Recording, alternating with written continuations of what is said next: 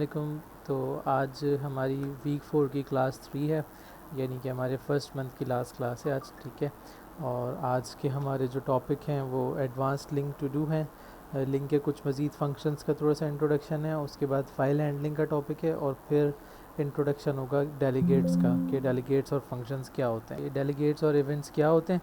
तो फिर ये हम इसका इंट्रोडक्शन लेंगे। ठीक है जी। तो आज की जो क्लियर पिक्चर है वो क्या है कि फ़िनिश हो जाएगी हमारे जो लिंक के रिमेनिंग मेथड्स हैं उनकी प्रैक्टिस का टास्क आपको मिल जाएगा। ठीक है, फिर मेन टॉपिक आज का जो है वो system.io मतलब फ़ाइल हैंडलिंग के बारे में है। एंड फिर जो है नेक्स्ट हमारे पास कि हम रिज़ल्ट फाइल्स को कैसे सेव कर सकते हैं, टेक्स्ट फॉर्म में सेव होंगी वो। और फिर थोड़ा सा इंट्रोडक्शन होगा डेलीगेट से रिलेटेड। सही है। अच्छा, लास्ट क्लास का थोड़ा सा रीकैप अगर देखा जाए तो उसके हिसाब से हमने लिंक क्या करता है, LINQ helps query collection using C sharp syntax. LINQ जो है वो क्वेरी के कलेक्शंस के ऊपर क्वेरी करने के लिए इस्तेमाल किया जाता है।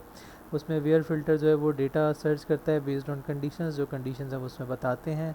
फिर सेलेक्ट जो है वो डेटा को ट्रांसफॉर्म करता है कि अगर आपने कुछ स्पेसिफिक प्रॉपर्टीज़ को सेलेक्ट करना हो तो वो आ जाएंगी। ऑर्डर बाय और डिसेंडिंग होता है। ऑर्डर बाय और डिसेंडिंग, ऑर्डर बाय और ऑर्डर बाय डिसेंडिंग दोनों का इस्तेमाल किया जाता है। ठीक है, फर्स्ट और डिफ़ॉल्ट के थ्रू हम क्या करते हैं, पहला फर्स्ट मैचिंग डेटा पिक कर लेते हैं, और कैलकुलेट नंबर ऑफ़ रिकॉर्ड्स के लिए फिर हम काउंट का मेथड यूज़ कर रहे होते हैं, जैसे यहाँ पे काउंट होता है। ठीक है।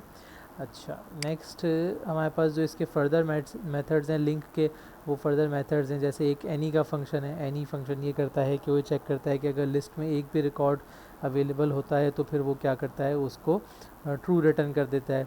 फिर एक ऑल का फंक्शन होता है। ऑल क्या करता है, वो जो भी कंडीशन हम डिफ़ाइन करते हैं अगर वो कंडीशन तमाम के तमाम आइटम्स पे लिस्ट के वैलिड होती है और ट्रू होती है तो फिर वो हमें ट्रू और फॉल्स रिटर्न करता है। जैसे फॉर सपोज़ कि आपकी लिस्ट में 10 स्टूडेंट्स हैं, हम कहते हैं कि अगर ऑल के साथ अगर हम कहें कि ऐसे तमाम स्टूडेंट्स देखो जो पास हो गए, और फिर हम उस पर ऑल का फंक्शन यूज़ करें, तो उसमें वो ये देखेगा कि अगर उस लिस्ट के अंदर से सारे स्टूडेंट्स पास हैं तो वो रिटर्न ट्रू देगा, अगर एक भी फेल है तो फिर वो कहेगा नहीं सब पास नहीं है। फिर सम क्या करता है, तमाम चीज़ों का जो है जितनी भी आपकी वैल्यूज़ हैं, डेसिमल्स हैं, प्राइस कॉलम्स हैं, उन सब का जब आपको सम करना होगा तो फिर आप सम इस्तेमाल करेंगे। फिर इसी तरीके से एवरेज का फंक्शन क्या करता है, मल्टीपल नंबर्स के बिटवीन एवरेज निकाल के आपको देगा। मैक्स और मिन का काम उनके नाम से पता चल रहा है कि मैक्स जो है वो हाईएस्ट वैल्यू निकालेगा, मिन जो है वो लोवेस्ट वैल्यू को निकालेगा।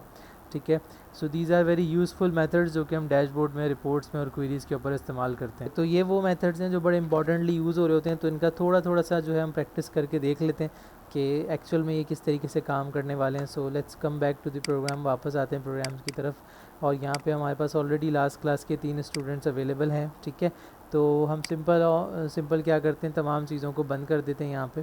ठीक है, और इस तमाम कोड को लास्ट क्लास वाले हम इधर कोलैप्स कर देंगे, बंद कर देंगे ताकि ये यूज़ ना हो, और इस तरीके से हमारे पास ये आ जाएगा। That's it. ठीक है, क्योंकि लास्ट क्लास के फंक्शंस हैं तो इनको दोबारा देखने की ज़रूरत नहीं है, इसको बंद कर देते हैं ताकि हमारा कोड ऑर्गेनाइज रहे। और अब हम यहाँ पे आज का रीजन बना लेते हैं, और एक्चुअली ये रीजन हमें यहाँ से बाहर बनाना पड़ेगा क्योंकि हम ऑलरेडी एक रीजन के अंदर हैं जो कि लास्ट क्लास का था। So let's make a region, और वीक 4 क्लास 3 है आज हमारी, लास्ट क्लास है इस मंथ की। ठीक है, और फिर यहाँ से हम अब अपने कुछ फंक्शंस का इस्तेमाल करेंगे। जैसे मैं कहता हूँ, एक वेरिएबल में बनाता हूँ इज़ ऑल पास्ट, कि क्या सारे पास हो गए, तो फिर हम कैसे फंक्शन को लिखेंगे, हम लिखेंगे यहाँ पे स्टूडेंट्स जो हमारा वेरिएबल है, जो कलेक्शन वेरिएबल है जिसमें सब कुछ है, और फिर हम यहाँ पे कहेंगे डॉट ऑल, कि ऑल का फंक्शन यूज़ करें और उसमें कंडीशंस हम बताएंगे कि एक्स लेमडा एक्स डॉट, और हम किससे देखते हैं पास, ग्रेड आई थिंक हमारे पास था, grade is not equal to F. ठीक है, कि अगर हमारा जो ग्रेड है वो एफ़ नहीं है सब स्टूडेंट्स का, तो आप ये कह दो कि सब पास हो चुके हैं। ठीक है, तो यही वाला फंक्शन हमने यूज़ कर लिया। इसके बाद एनी की बात करें तो हम एनी में किस तरीके से कहेंगे, इज़ एनी वन, इस तरीके से, हैज़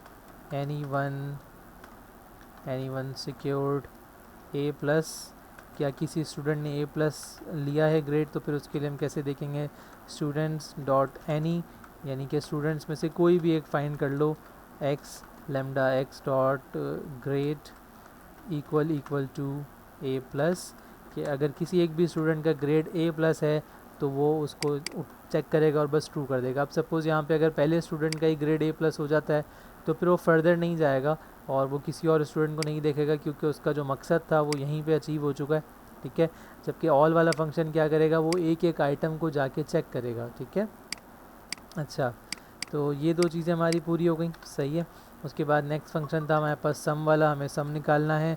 तो हमें अगर सम निकालना हो तो हम कैसे कहेंगे, ऑल कलेक्टिव मार्क्स, सारे कलेक्टिव मार्क्स अगर हमने निकालने हैं तो स्टूडेंट्स डॉट सम, कि हमें सम करना है और किस प्रॉपर्टी का सम करना है, हमें टोटल मार्क्स का हमें सम करना है, मार्क्स गेट टोटल मार्क्स, ठीक है, क्योंकि हमने प्रॉपर्टी को प्राइवेट रखा है। अब हमारी प्रॉपर्टी क्योंकि प्राइवेट है तो फिर हम उसको इस तरीके से यूज़ नहीं कर सकते, हमें उसको एक गेट के फंक्शन के थ्रू ही यूज़ करना पड़ेगा, ठीक है। अच्छा, नेक्स्ट आ जाता है हमारे पास एवरेज। लास्ट क्लासेस का अगर आपको याद हो तो एवरेज निकालने का तरीक़ेकार कुछ इस तरीके का था कि जब हमें एवरेज निकालना होता था तो हम पहले सम करते थे, उसके बाद नंबर ऑफ़ काउंट से डिवाइड करते थे।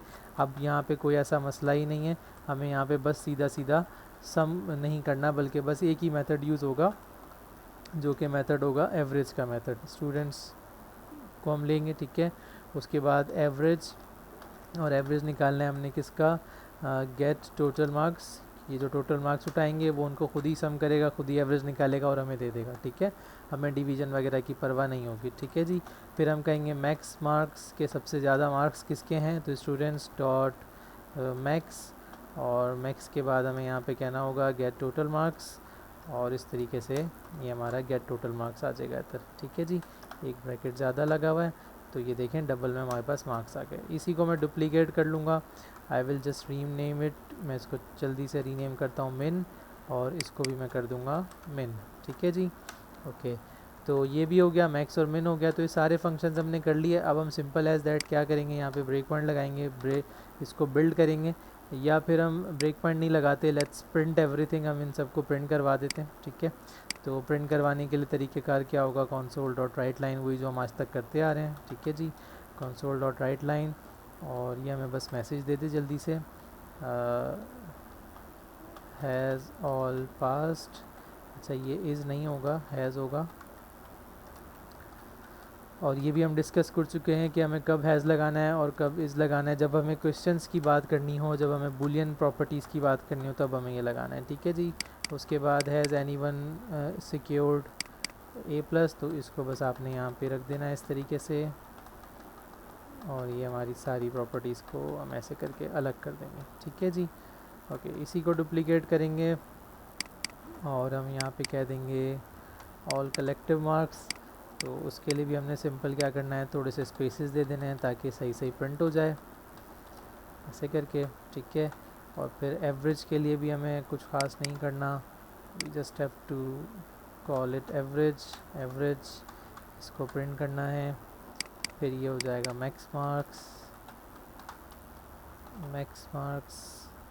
और ये मैक्स मार्क्स, ठीक है जी। और इसको कर देंगे हम मिन कर देंगे इसको, ठीक है, और इसको भी मिन कर देंगे और इससे नीचे ले आएंगे, ठीक है। इसको बिल्ड कर लेते हैं, this should build and run perfectly, तो हमें हमारे सारे रिज़ल्ट मिल जाएंगे बड़े आराम से, ठीक है।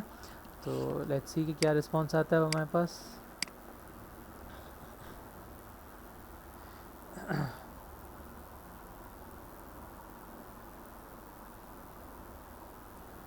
आई थिंक इसको दोबारा चलाने की ज़रूरत है, कभी कभी स्टक भी हो जाता है। ओके, ब्रेक पॉइंट लगा हुआ है, रिमूव दिस ब्रेक पॉइंट, और ये देखें ये आउटपुट आ गया हमारे पास। देखें हैज़ ऑल पास नहीं हुए क्योंकि भाई कुछ लोगों का ग्रेड एफ भी था, तो ये फ्लैग देखें फॉल्स हो गया क्योंकि सारे पास नहीं, उसने ऑल को चेक किया, सही है जी। अच्छा, इसके बाद नेक्स्ट था हमारे पास एनी, कि क्या किसी ने जो है A+ सिक्योर किया, तो यस किसी एक ने सिक्योर किया हुआ है, तो ट्रू आ गया। सबके मार्क्स, इन वाले मार्क्स का कलेक्शन किया तो 603 बन रहा है, और फिर जब उन्हीं मार्क्स को यहाँ पे एवरेज निकाला गया तो 60.3 बन रहा है, क्योंकि 10 स्टूडेंट थे तो 10 जब इसको डिवाइड करेगा तो 60.3 आएगा। मैक्सिमम मार्क्स 90 थे तो 90 आ गया, मिनिमम मार्क्स 23 थे 20 आ गया। तो ये कुछ मेथड्स होते हैं जो कि बड़े इंपॉर्टेंट रोल प्ले करते हैं हमारे किसके अंदर, हमारी रिपोर्टिंग्स के अंदर। जब हमें कोई रिपोर्ट्स बनानी हो, डेटा फिल्टर आउट करना और इस तरह के काम करना, तो ये बहुत इंपॉर्टेंट रोल प्ले करते हैं, ठीक है। बड़े कॉमनली यूज मेथड्स हैं, इनको आपने बड़े अच्छे से प्रैक्टिस करनी है, okay. So let's get back to the slide. ये हमारे लिंक के मेथड्स हो गए, यहाँ पे लिंक का टॉपिक ख़त्म हो जाता है। फिर ये लिंक की प्रैक्टिस के लिए एक स्लाइड है आपके पास, इसको फॉलो कीजिएगा। फिर ये कुछ टास्क दिया हुआ है कि आप इन टास्क को परफॉर्म करें, ऐसा कुछ आउटपुट आना चाहिए, ठीक है। तो ये आप खुद देख लेंगे होमवर्क के तौर पे। नाउ अब हम आ जाते हैं what is file handling. File handling होती क्या है? File handling means reading data from file and writing data into file. File में से डेटा रीड करना, फाइल में डेटा राइट करना। रीड करना मतलब फाइल को रीड करना, और फाइल में डेटा राइट करने का मतलब फाइल के अंदर डेटा चेंज करना, लिखना या कुछ उसमें इनपुट देना, उसे फाइल राइटिंग कहा जाता है, ठीक है। और into file using C sharp का इस्तेमाल करते हुए हम फाइल्स को एडिट करेंगे। अब यह अगला फेज़ है हमारा। It allows our program to save data permanently. इससे हमारा डेटा परमानेंटली सेव हो जाता है। कॉमन फाइल टाइप्स जो बड़ी ज़्यादा यूज़ होती हैं वो .txt मतलब टेक्स्ट फाइल होती है, .csv मतलब कॉमा सेपरेटेड वैल्यूज़ होती हैं, .json ये एक बड़ा इंपॉर्टेंट जो है वो स्कीमा लैंग्वेज है जेसन। इसको हम आगे डिस्कस करेंगे जब हम APIs बनाएंगे वेबसाइट पे भेजने के लिए। और फिर आता है .log जहाँ पे आप अपने लॉग रिलेटेड इन्फॉर्मेशन सेव करते हैं कि अब कौन सा एक्शन परफॉर्म हुआ, तब कौन सा एक्शन परफॉर्म हुआ, दिस ऑल। रियल एग्जांपल्स क्या होते हैं, कब इस्तेमाल किया जाता है? कभी कभार रिपोर्ट सेव करनी हो, लॉग सेव करना हो, कुछ एक्सपोर्ट करना हो, कॉन्फ़िगरेशन फाइल बनानी हो, तो इन फाइल्स का इस्तेमाल किया जाता है, ठीक है। अच्छा, अब यहाँ पे डेटा परमानेंटली से मतलब आप ये बिल्कुल नहीं लेंगे कि आप अब अपना सारा डेटा इसी में सेव किया करेंगे। ये सिर्फ टेम्परेरी डेटा के लिए होता है या कुछ लिमिटेड कॉन्फ़िगरेशन के लिए होता है, ना कि ये हमेशा के लिए होता है, ठीक है। ऐसा नहीं है कि आपका डेटाबेस का कॉन्सेप्ट इसमें ख़त्म हो जाता है। डेटाबेस का कॉन्सेप्ट इसमें रहेंगे। डेटाबेस एक बहुत इंपॉर्टेंट टॉपिक है जो कि इसी कोर्स का आपके पार्ट है, ठीक है। तो डेटाबेस जो है वो एक डिफरेंट ही चीज़ है, सही। तो डेटाबेस में हम चीज़ों को सेव करवाएंगे, that will be called permanent saving. वो परमानेंट डेटा सेविंग होगी। ये वाली जो डेटा सेविंग है ये सिर्फ समझें टेक्स्ट फाइल में कुछ इन्फॉर्मेशन सेव करवा दिया, कोई टेम्परेरी चीज़ें सेव करवा दी, तो इसको परमानेंट से मतलब यहाँ पर ये है कि अभी क्या होता है, अभी अगर आप यहाँ पर देखें तो अभी होता ये है कि once you refresh the program, जब आप अपने प्रोग्राम को बंद करते हैं तो जो भी आपके वेरिएबल्स बने होते हैं वो डिस्पोज हो जाते हैं। सो इन टर्म ऑफ दैट इसको जो है वो कहा गया है कि ये हमारा परमानेंट डेटा सेविंग है, ठीक है।